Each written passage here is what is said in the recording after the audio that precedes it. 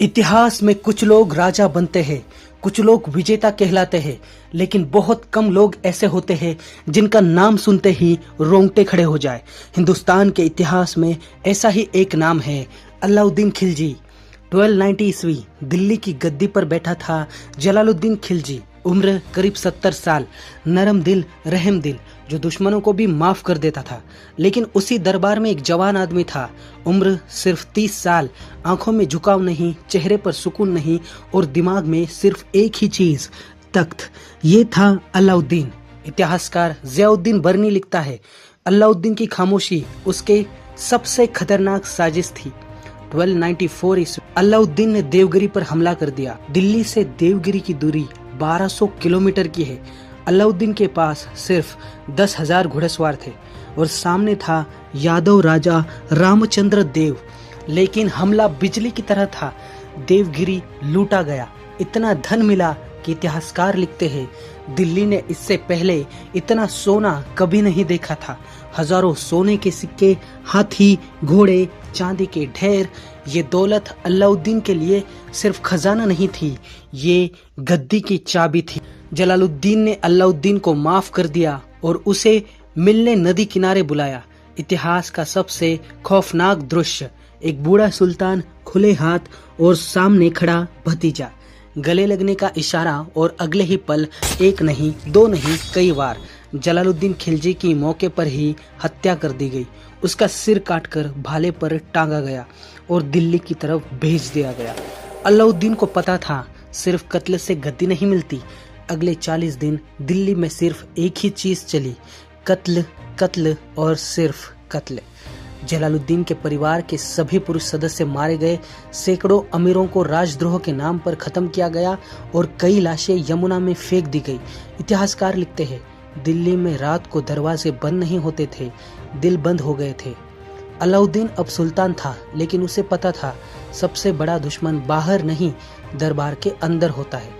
और इसलिए उसने वो किया जो उससे पहले किसी भी सुल्तान ने नहीं किया था।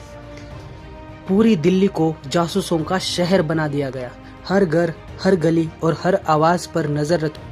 अलाउद्दीन अब सुल्तान था, लेकिन उसे एक बात अच्छी तरह पता थी, जिस दिन लोग डरना बंद कर देंगे उसी दिन तख्त हिल जाएगा। और इसी डर को जिंदा रखने के लिए अलाउद्दीन खिलजी ने वो फैसले लिए जिन्होंने पूरी दिल्ली की रूह हिला दी। अलाउद्दीन ने सबसे पहले अपने दुश्मनों को नहीं, अपने अमीरों को कुचला। हर मोहल्ले में खुफिया जासूस तैनात किए, हर दरबार में गुप्त रिपोर्टर्स रखे गए।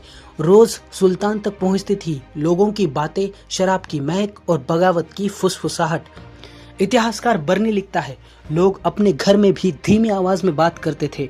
अलाउद्दीन ने ऐलान किया, शराब पूरी तरह बैन, अमीरों की शादियों पर रोक, बिना इजाजत कोई किसी से मिल नहीं सकता। दिल्ली में शराब की हजारों मटके सड़कों पर फोड़ दी गई। लोग कहते थे, ये सल्तनत नहीं, चलता फिरता डर का साम्राज्य है। अब आता है सबसे चौंकाने वाला हिस्सा। अलाउद्दीन को सेना चाहिए थी, बड़ी, वफादार और सस्ती। इसलिए उसने पूरी अर्थव्यवस्था को राज्य की कंट्रोल में ले लिया। गेहूं 7.5 जीतल प्रतिमन, चावल 5 जीतल प्रतिमन और घोड़े तक की कीमतें तय की गई। ये सिस्टम इतना सख्त था कि अगर दुकानदार ने एक दाम भी ज्यादा लिया तो कोड़े और जेल इतिहासकार मानते हैं ये मध्यकालीन भारत की सबसे सख्त आर्थिक नीति थी। अब सबसे खौफनाक अध्याय, मंगोल आक्रमण।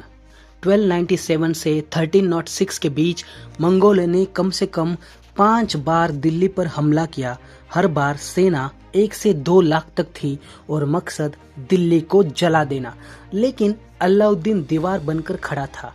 एक मंगोल सेना पकड़ी गई और फिर दिया गया आदेश, एक भी जिंदा ना बचे। 20,000 से 30,000 मंगोल कैदी दिल्ली के बाहर एक ही दिन में मार दिए और उनके सर दिल्ली की दीवारों पर चेतावनी के तौर पर टांग दिए गए। इसके बाद मंगोलों ने कभी दिल्ली की तरफ आंख उठाकर नहीं देखा। इतना खौफ, इतनी ताकत, इतना खून, लेकिन फिर भी क्या अलाउद्दीन सुरक्षित था? दरबार में एक आदमी चुपचाप ताकतवर हो रहा था, एक गुलाम जिसने आगे चलकर इतिहास बदल के रख दिया। उसका नाम था मलिक कफूर। इतिहास में अक्सर ऐसा होता है, जो सबसे ज्यादा डर पैदा करता है वही सबसे ज्यादा अकेला मरता है। और यही अंजाम था अलाउद्दीन खिलजी का। दरबार में एक चेहरा था जो ज्यादा बोलता नहीं था लेकिन हर फैसला सुनता था। उसका नाम था मलिक कफूर, एक गुलाम जिसे अलाउद्दीन ने खरीदा था, लेकिन यही गुलाम आगे चलकर बना सल्तनत का सबसे खतरनाक हथियार। 1309 से 1311 के बीच मलिक कफूर ने दक्षिण भारत को हिला दिया।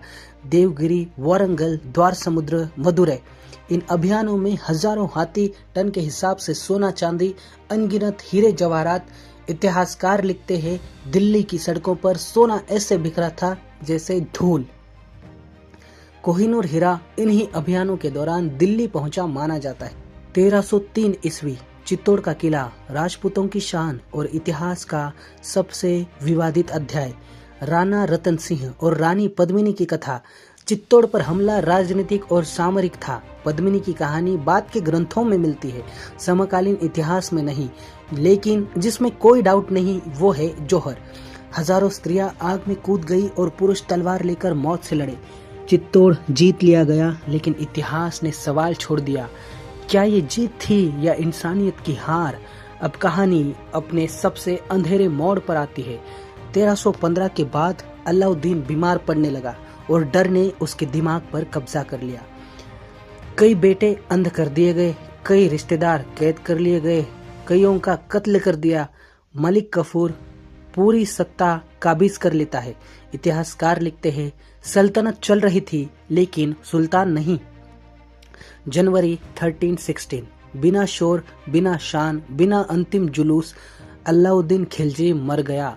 उसकी मौत के बाद सल्तनत कुछ ही वर्षों में अराजकता में डूब। मलिक कफूर खुद कुछ महीनों में मारा गया। उसने सल्तनत को सबसे अमीर बनाया, सबसे मजबूत बनाया और सबसे डरावना भी। अलाउद्दीन नायक नहीं था, लेकिन वो मामूली भी तो नहीं था। वो इतिहास का वो सच है जिसे नकारा नहीं जा सकता और ना ही भुलाया जा सकता है। अलाउद्दीन खिलजी कोई बादशाह नहीं था, वो डर था जिसे इतिहास आज भी भूल नहीं पाया। तख्त मिट गए, सल्तनत टूट गई, लेकिन खिलजी का खौफ आज भी जिंदा है।